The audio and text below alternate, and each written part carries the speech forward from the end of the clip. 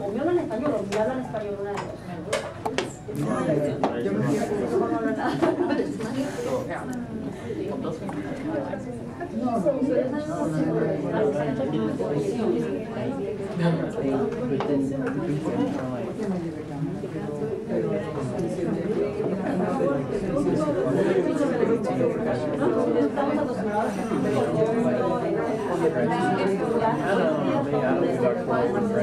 Y otro de ellos,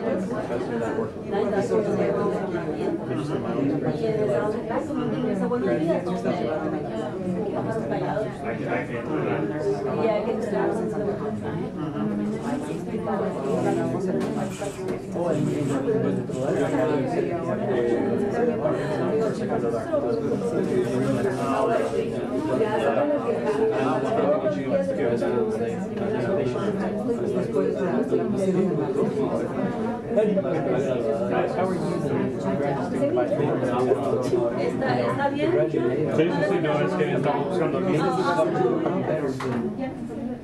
de todo lo que Yeah, we'll find out. Chris will email.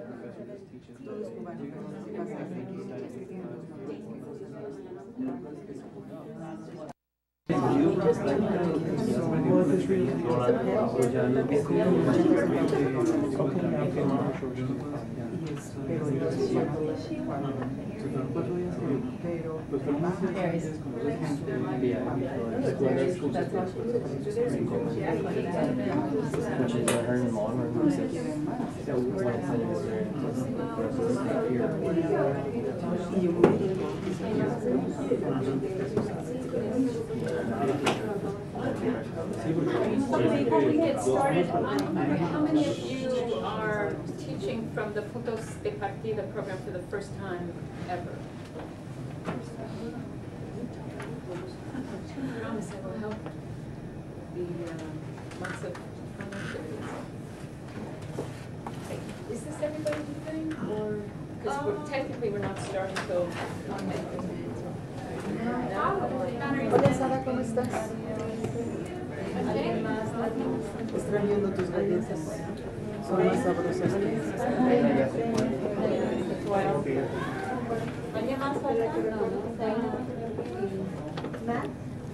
Matt Walter. Bueno, empecemos.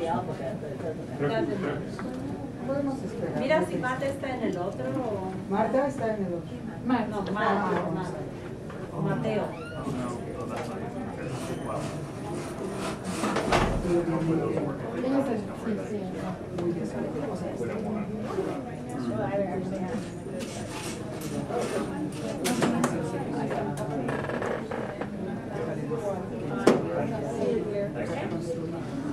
Están haciendo una reconstrucción, pero una parte.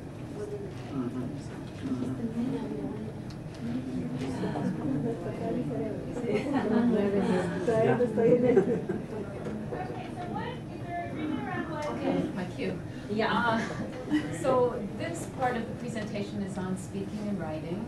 And, but before I get started on specifics, I want to talk about creating an atmosphere that's conducive to studying Spanish or any language. One of the things that students are coming from chemistry or whatever, I think it's a wonderful idea, if you can, to choose a song a week, like I put Juanes La Camisa Negra, for example, playing, so when they walk into the room for that whole week, they're hearing the song. So the first day that you present a song, you don't spend a lot of time with it, but they come in and they hear this music. And you, I don't know how you communicate with them, but they could be sent the lyrics on your webpage or whatever. So you might say something about Juanes, and you might even actually do a quick handout and sort of bold some of the grammar points. It might be just concordancia. But all week long, whenever they come in, they hear the song. So you would have a song a week. At Middlebury, we would do that, and then halfway through, we would do a karaoke night. And so students were familiar with some just wonderful Spanish songs. So it just changes their heads. You know, you walk in and you're hearing it, and it's the same song for a week, so it becomes familiar. So I think it's a great way just to set the atmosphere for what they're about to do. Something wonderful and fun, productive. The other thing is, how do you build confidence in their ability to speak? Because as adults, it's different when you teach first graders a language. They're not embarrassed. It's much harder for adult learners. And one of the big things is pronunciation. You know when you sound like a gringo, and you know when you don't sound good. I mean, you know. I am going to talk about dealing with pronunciation throughout the whole lower division sequence. I think it's really important. And the other thing I'm going to talk about is student-initiated questions, and then just giving them every opportunity possible to be experimenting with the language in pairs where it's not so embarrassing as, you know, calling it. And then you guys, I'm sure, know that from forever. Okay, so for me,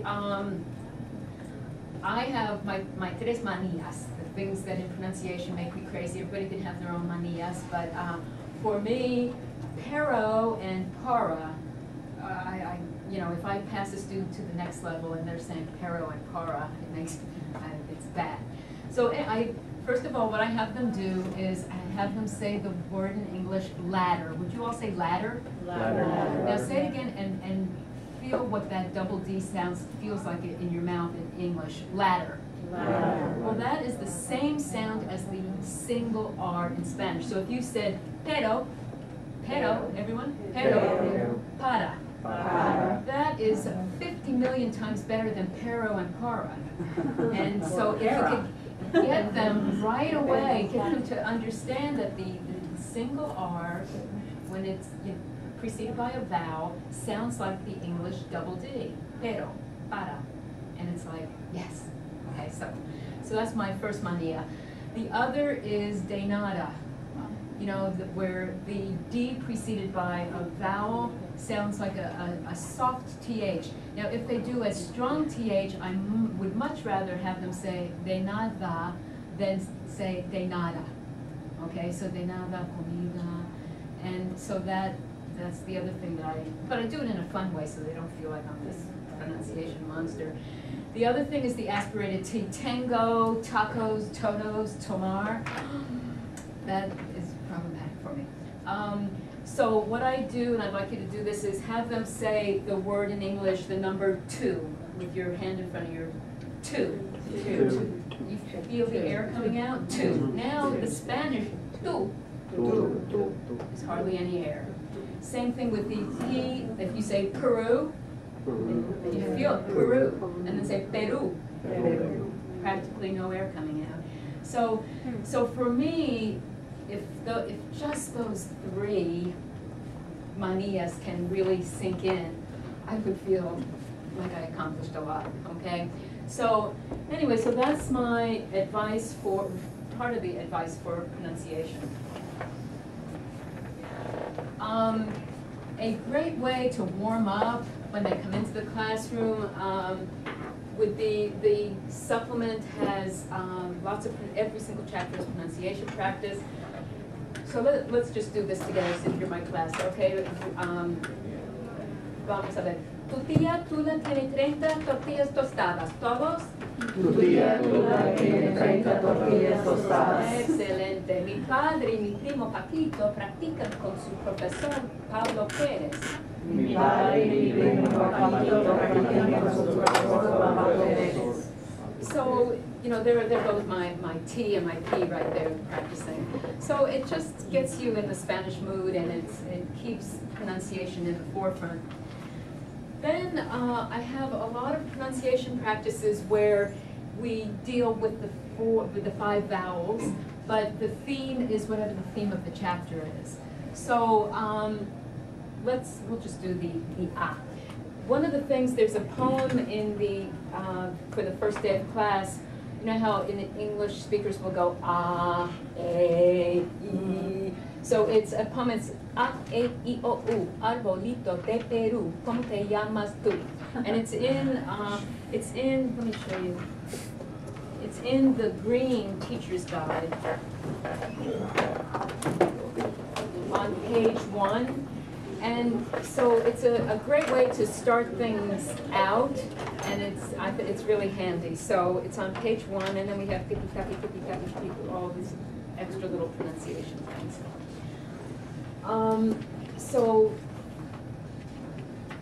So the pure vowel sounds, if you, at the beginning, you get them to understand that. Okay.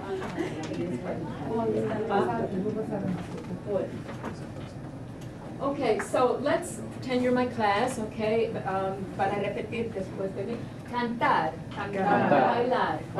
Me encanta cantar y bailar. Me encanta cantar y bailar. Hay entradas. Drama. Tarde. ¿Hay entradas para el drama esta tarde? Hay entradas para el drama esta tarde. Clase.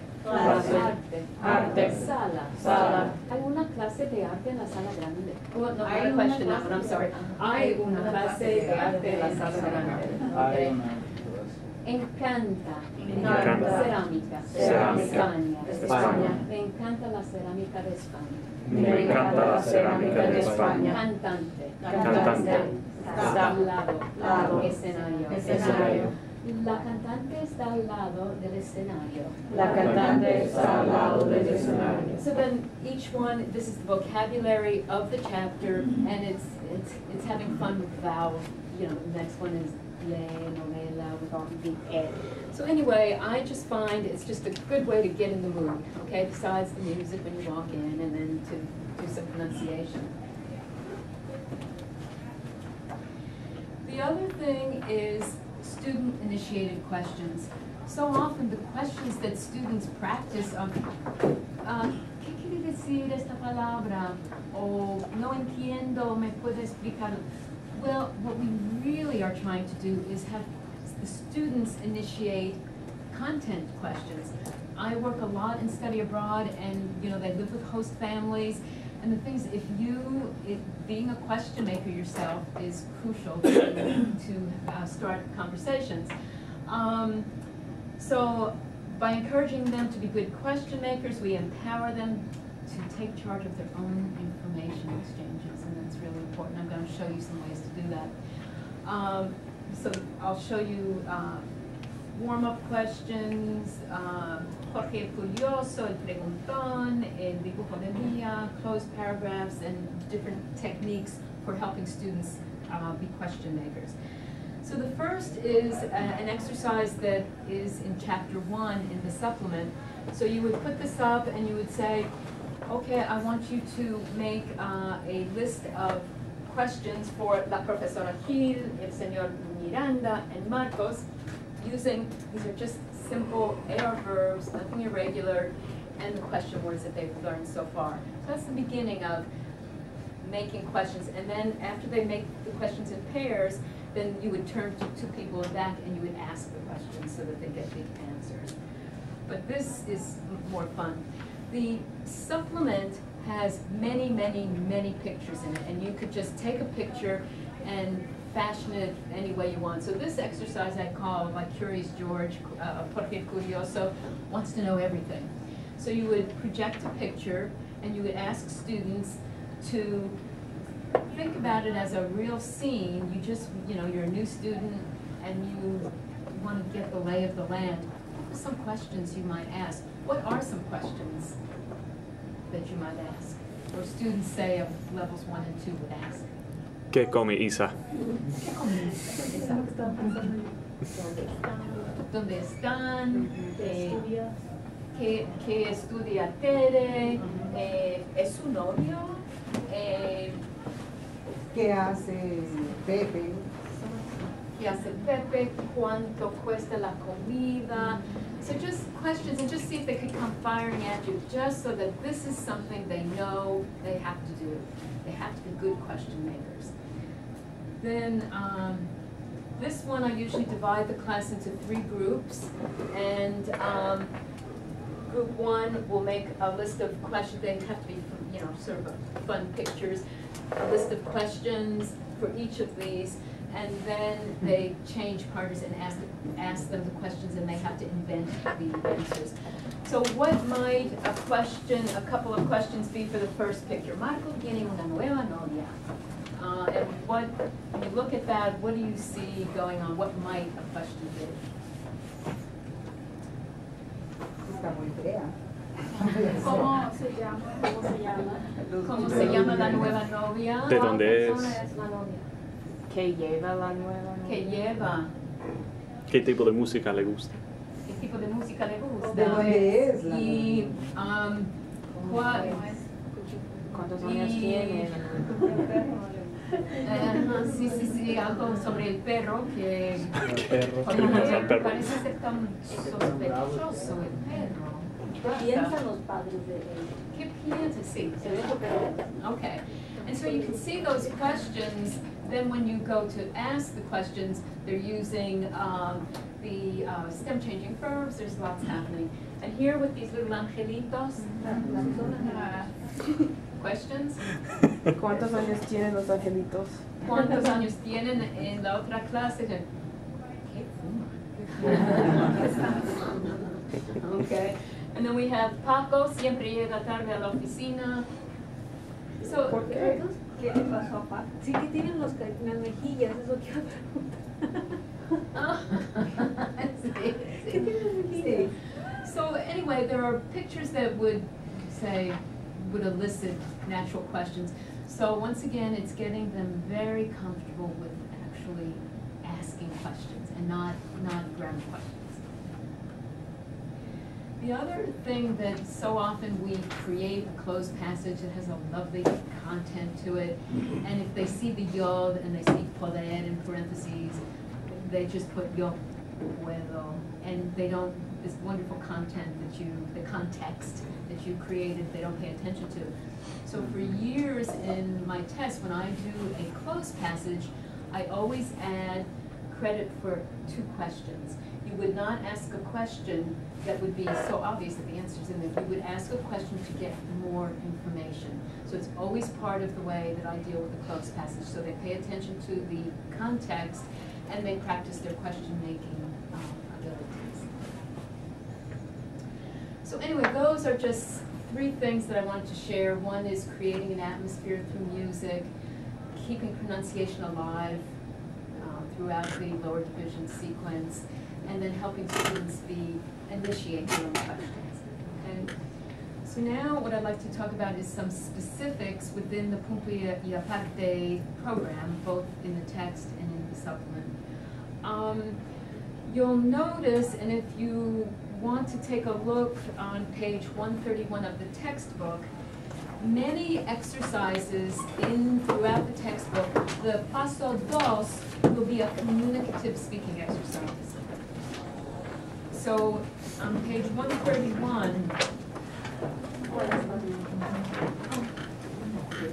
is that the one where they have, the very last one where they have to draw the plano of their room or their house? So that's paso uno, is they're drawing their room or their house.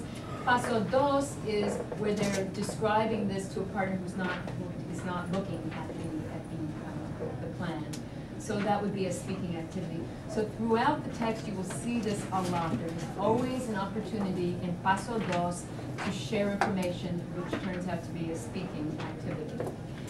Then Every single chapter has a section called Conversación, and take a look on page 140, so you can see what I'm talking about, and it'll be a series of exercises that would be sources for a conversation.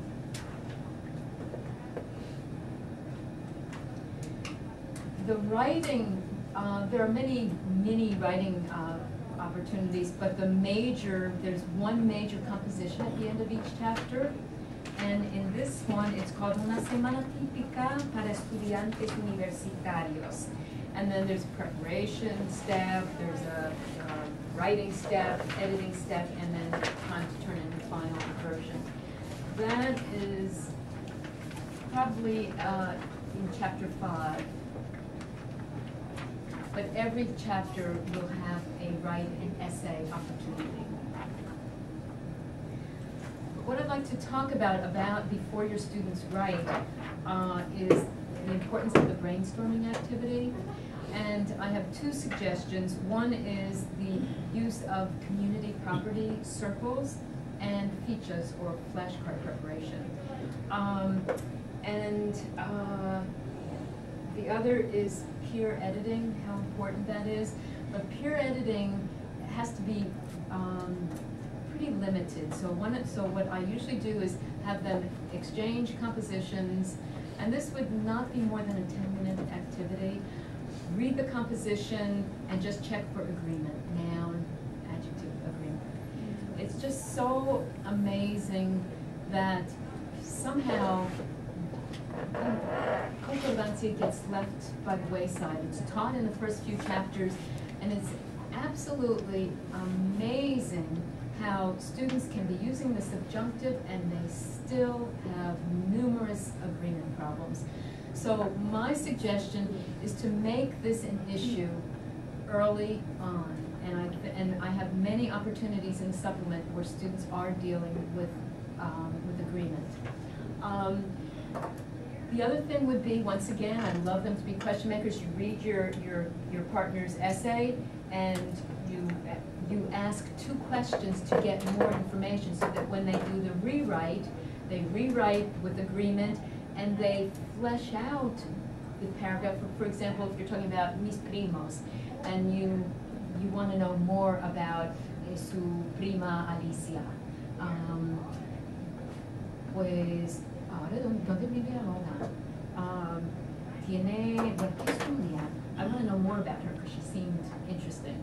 So 2 questions to get more information. So once again, we're doing that whole thing of initiating questions. The student rewrites, you have the concordancia, and maybe you flesh it out by saying a little bit more about Alicia. Okay?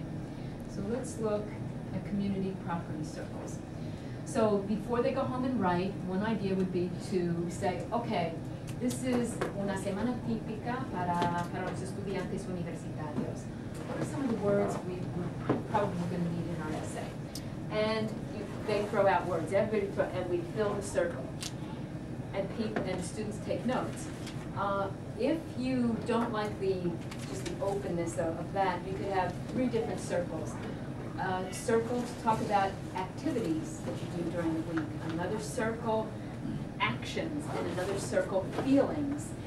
But that means your great students are throwing these words out. Your students who maybe don't have the words, or their composition would have been pretty bad, they all have this community property. They have all these words. They go home, and they could start writing with something to grab onto. So it works really well to level the playing field. The other thing that you might consider doing is, since in the 4th semester they will be using the fichas, the idea of a flashcard with the noun, with the title, 3 nouns, 3 verbs, and 3 adjectives.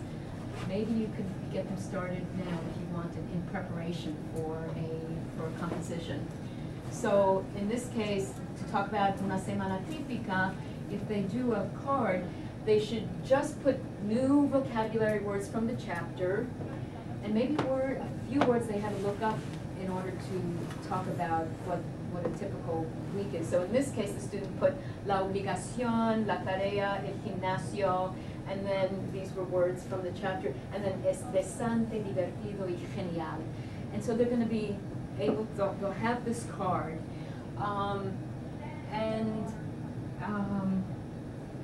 It's something even more simple would be talk about tomorrow we're going to each talk about a relative, and this one is mi abuelo. El humor, la actitud, la manera de ser, contar con, apoyar, alabar, gracioso, generoso. So it's 3 parts of speech, and it's always the nouns, then the verbs, and then the adjectives. The nouns because that's the concrete thing you're talking about, the verbs, and then the adjectives. And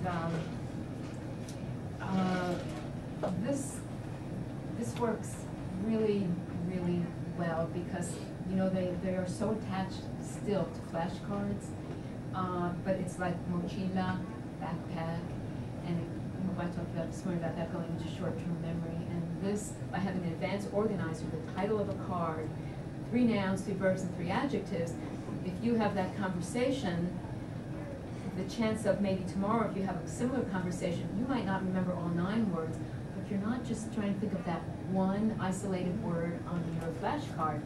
Because these are all associated, they go in the part of the brain where association, not just in short-term memory. Short-term memory is small. And so if you pile it in with individual words that aren't connected to anything, the chances of remembering them is not great.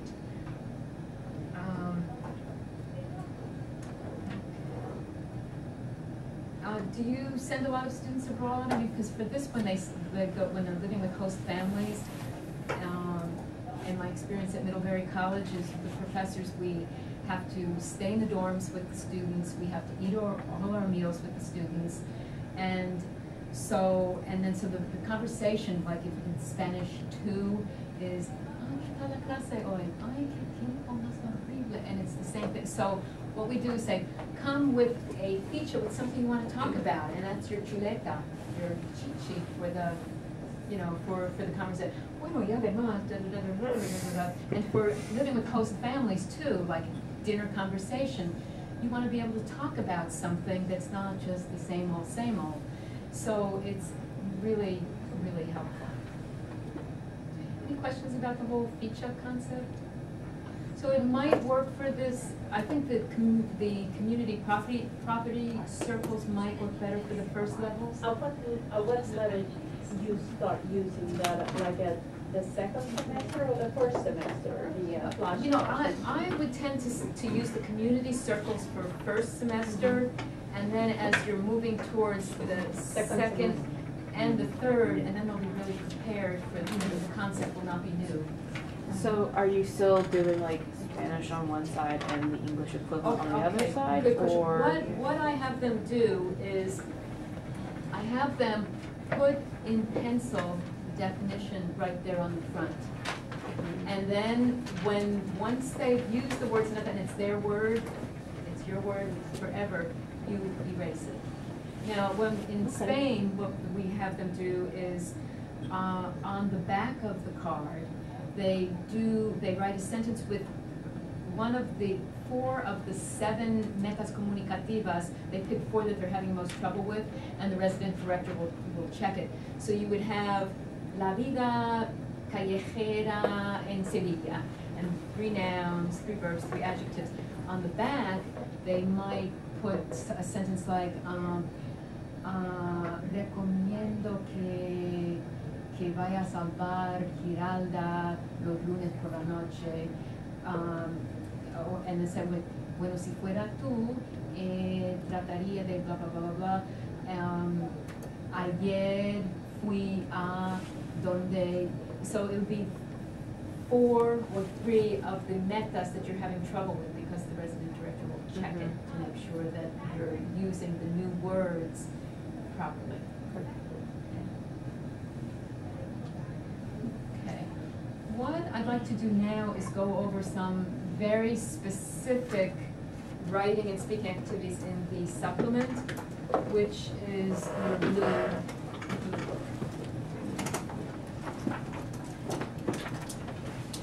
So I'm going to talk about bingo, round robin activities, communicative goals practice, guided writing and speaking, key language functions, and dialogues. These are all of the activities that are in every we have a chapter to help them. They're all speaking and writing, mostly speaking. Okay. So, how do you play bingo in your classes? Okay, I'm going to make you play bingo. You know how when you ask students to stand up, they go like, it's like asking for your firstborn child, you know, it's like something, it's, I'm going to ask you how it works. This particular one's on. Oh,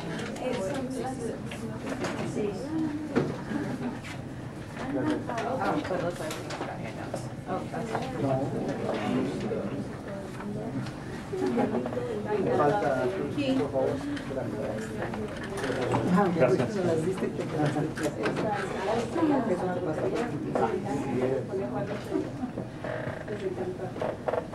So before we do this, there are two types of bingo. This bingo is a combination of a grammar bingo and a vocabulary bingo because we have stem changers, we have reflexives, and we have lots of house vocabulary, so it combines, so that works well. There are, later after we put, there are bingos in chapters 2, 3, 4, 5, 7, 9, 11, etc. And as I said, some are grammar. Let's take a look at page, in this 150.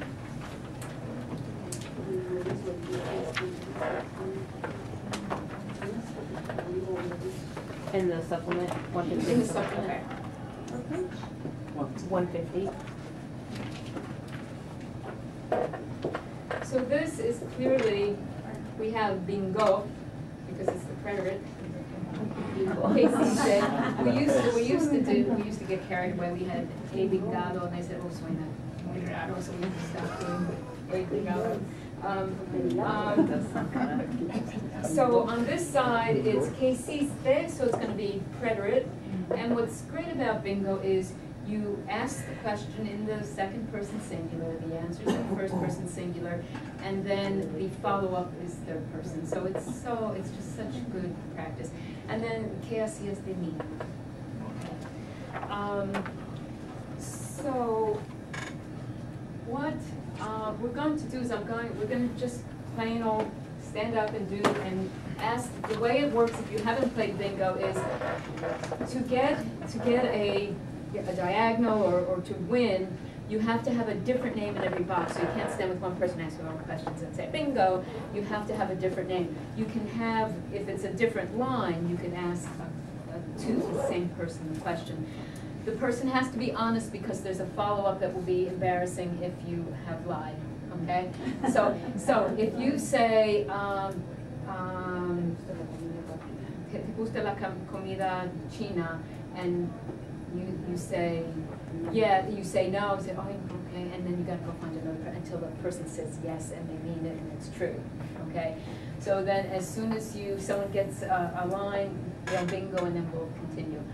But you actually truly have to stand up. I guess I would bring my book. ¿Te gusta el chocolate? No, no me gusta el chocolate. ¿No te gusta el chocolate? ¿A ti te gusta el chocolate? No, ¿te gusta el Shakira?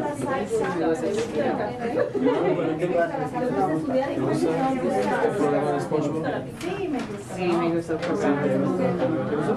¿Te gusta la música latina? ¿Te gusta la música salsa? ¿Te gusta el programa de salsa? No, ¿te gusta la salsa? Picante, picante. Que pique bastante. ¿Te gusta la limonada? La limonada me encanta. ¿Te gusta el café? Sí. And to be efficient, you don't, for them to get to know each other, it makes it.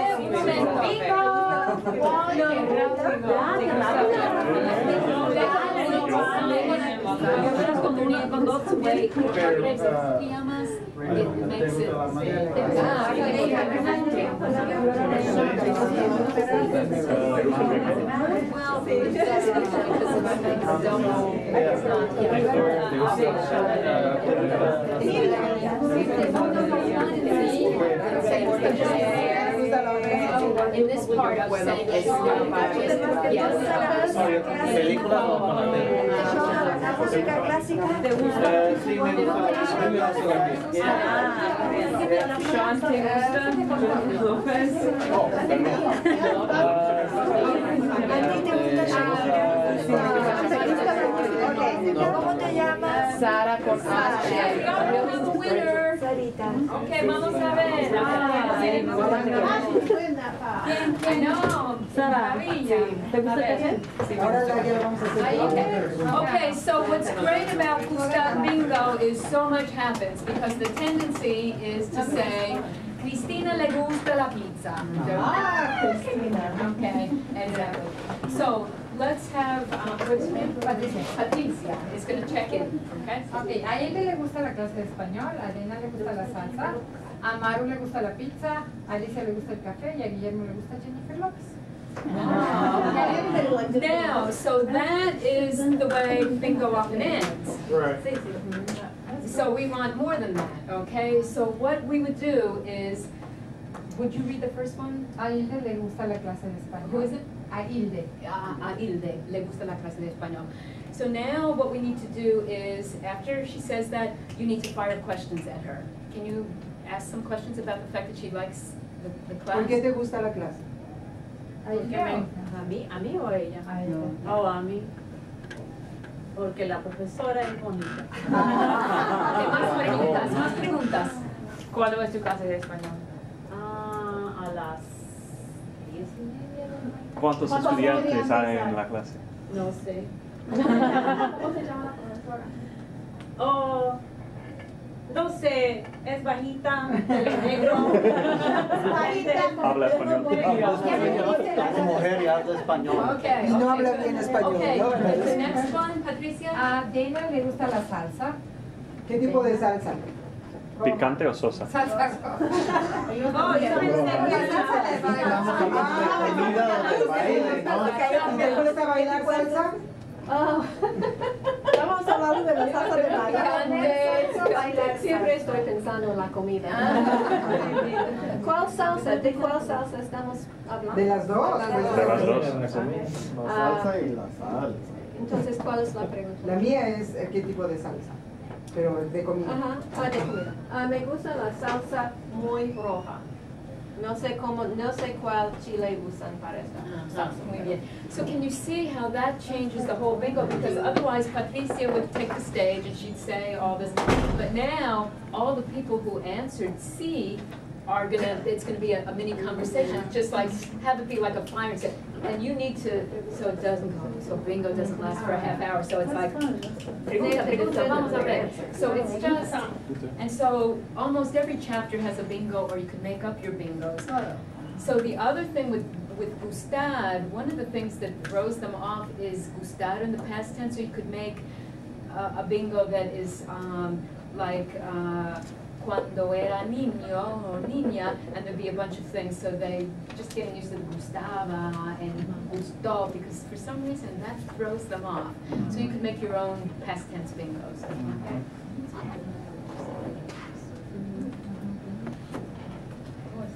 Okay.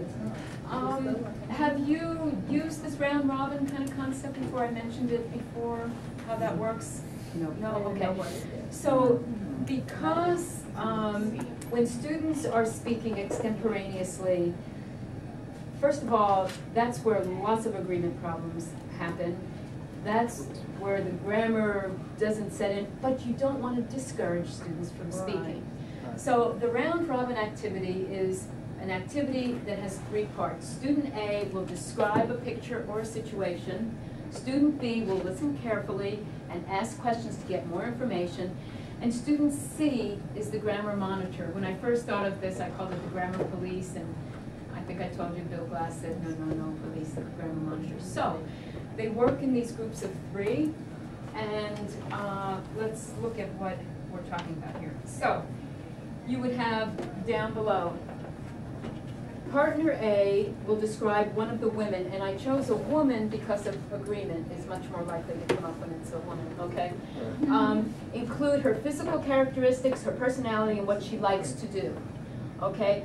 partner B listens and then asks questions, and partner C, as grammar monitor, your job is to listen for agreement errors that partners A and B may make. Jot down any errors you may hear. For example, Nati es alta, and that's so fascinating.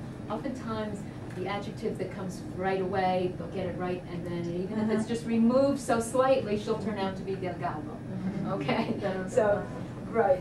And so he or she should say, oh, it should be delgada, okay? So they might not always get this at the beginning, but if you do round robin enough, the monitor will get it. But then what happens is, then they change position. So the person who was just the monitor, it's possible that because you were listening for agreement, now you're A and you're describing a different woman, you're very likely to pay more attention and actually be correct with your agreement. So it's really a good activity, and it's not embarrassing, it's sort of private, you're a little group of 3, and everybody has a chance to describe someone different in the picture. About how long do you allow for this? Well, this one I find is, I like to do towards the end of the chapter where they've gotten things down, because I try to target, and I'll show you in this I think is for chapter 5. I would say this could go for, 20 minutes because so much is happening, but you wouldn't want it to keep going and going and going.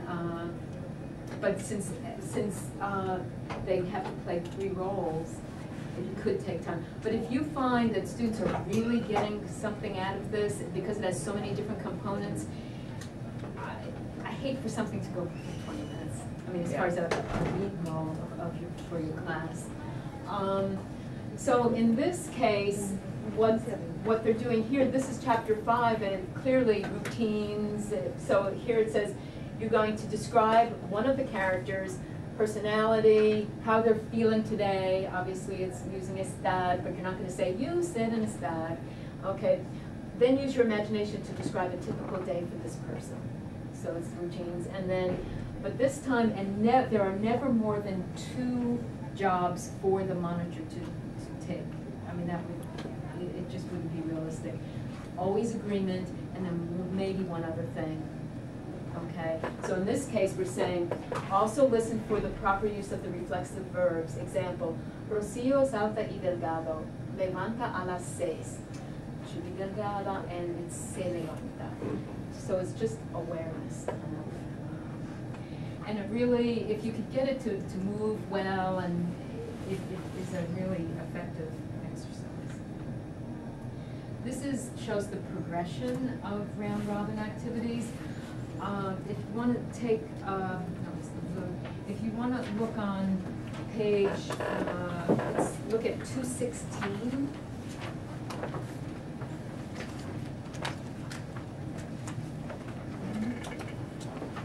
So this is a fun one, and it's dealing with the preterite, okay?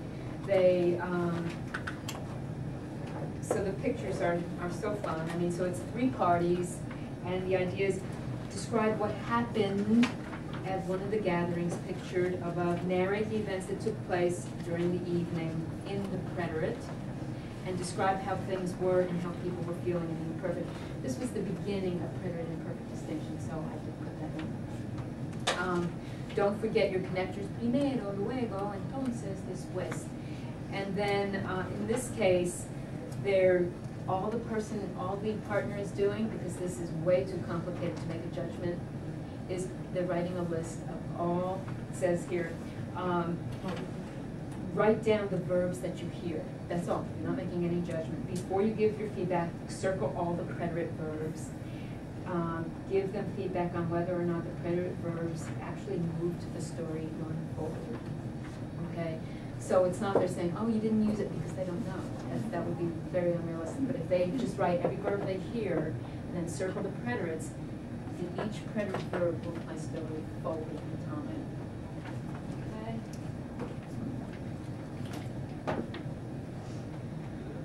Okay? Okay, the next speaking activity is based on, remember at the beginning I told you about the knowing versus doing?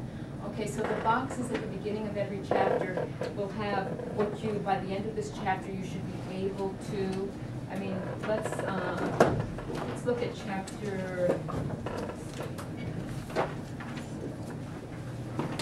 chapter 5.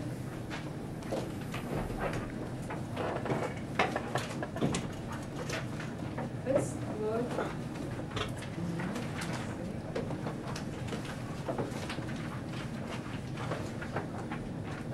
It's page 53 in the blue supplement.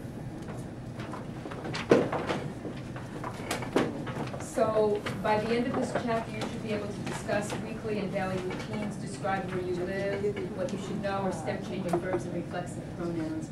So by the time we get to this one, this is Communicative Goals Practice 2, I'm recycling what was in those boxes all along in chapters 1 through 5. So time, description, meaning age. So we still have, so often numbers stop too. Pronunciation stops and numbers stop. How crucial to communication are numbers. Prices when you buy things, telephone number, I mean there's so much. So time stays in there, age, personality, physical appearance, clothing, family relationships, description of the house, actions taking place, future plans with ed plus preposition, and routines of family members. And that is, let's see, that's on page 67, and that's this one. So there are two ways to deal with this recycling. You could have them, this one, the original idea was try to talk about the Munoz family for 60 seconds, okay? To show off everything you've learned up to this point, okay?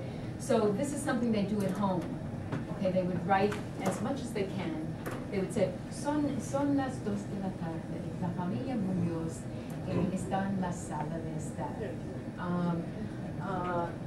Nando lleva es una persona muy divertida. So they'll try to make a paragraph with all of these seven points, choosing one person and just go through it. That's one option.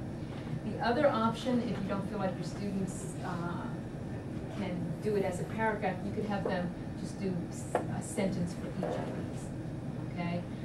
But that's to be done at home, and it forces reciclaje.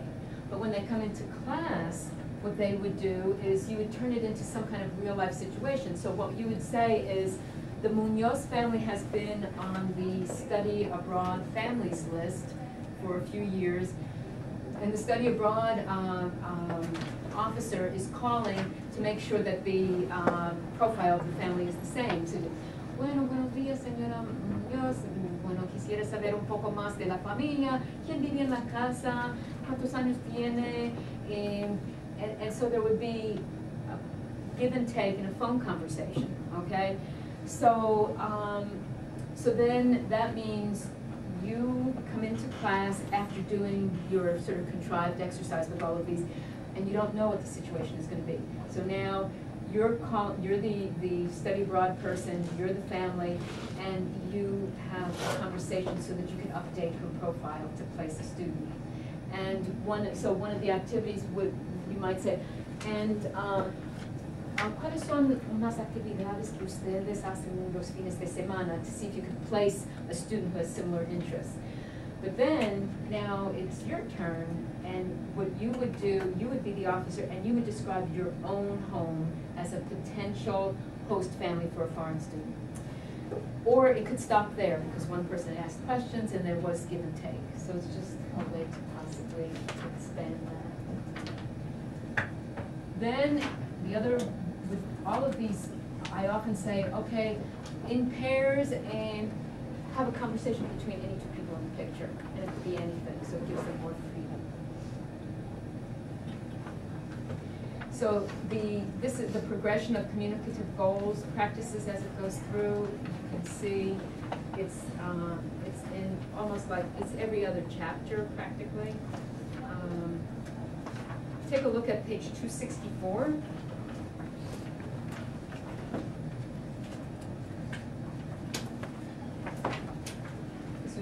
third semester.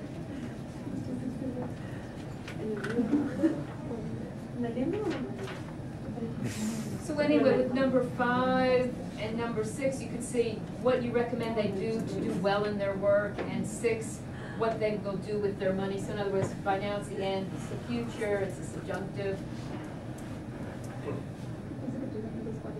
Of course, they have no clue who some of these people are. They do not know that this is Franco, that Francisco is Franco, but that's okay. And then once again, you might say, have a conversation between these two people, or have a conversation with one of them as if you were a career counselor on how they should, you know, change careers or something like that, because the chapter was on careers.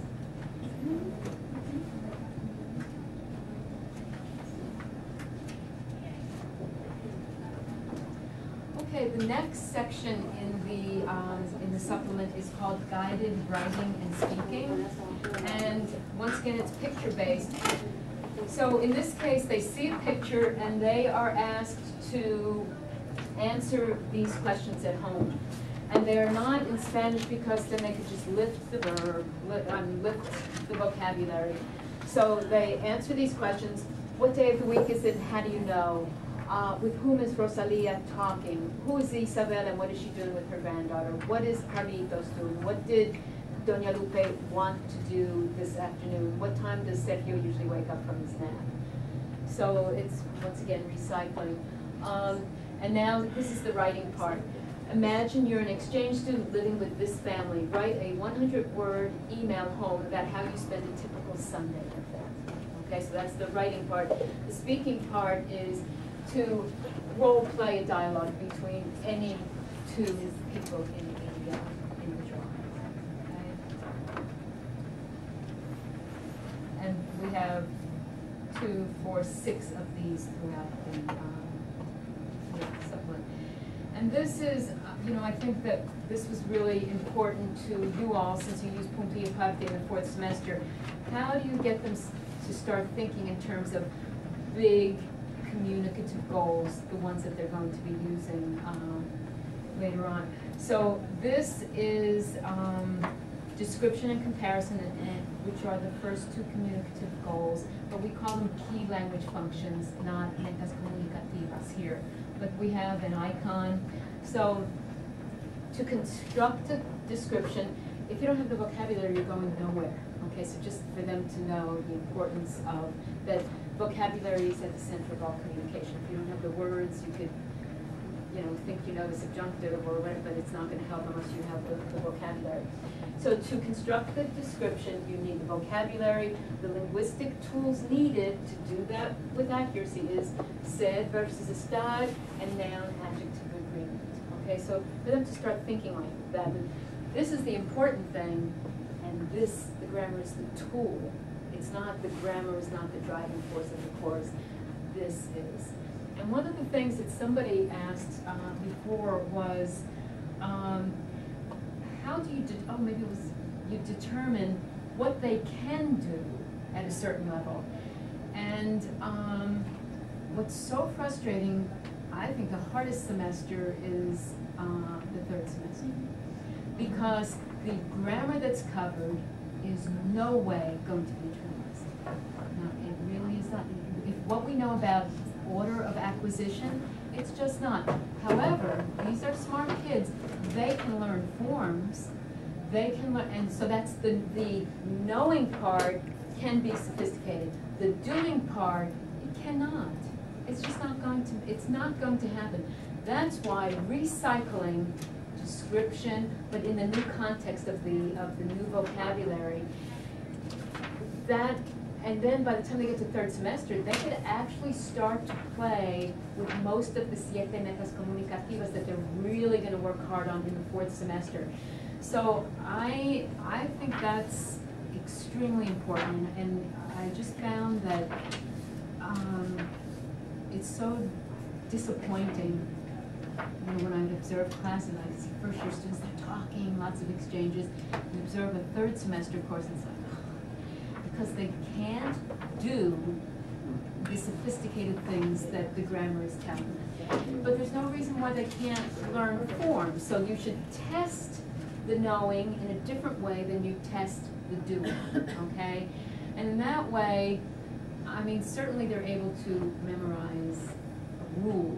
It's not going to naturally come out in your speech at that level. It just isn't. It just, unless there's some brilliant students who are gifted that it might, but in general, it does not. But it doesn't mean it can't be learned.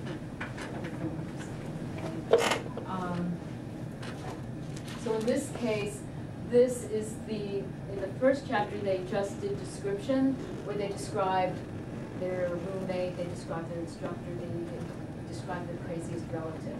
Now they're describing places. Your living room, your favorite place to go on Saturday nights, your favorite place to hang out on campus, your favorite place to go in the summer. Now, this could be pretty brief, it could be 3 sentences, okay? But it's description, and we're trying to pay attention to these 2 things. And then with the comparison, compare yourself and a relative, compare your apartment or dorm and your parents' house, compare your wardrobe and your roommate's wardrobe. So these are things that we've studied the house already, we've studied clothing, compare how, we've studied emotions, vocabulary-wise, compare how you feel during finals and how you feel in spring break. So it's truly recycled, okay? And then in the text, these are all the chapters that have this kind of, let's take it, why don't we look, I'm sorry, in the blue, let's look at page 148.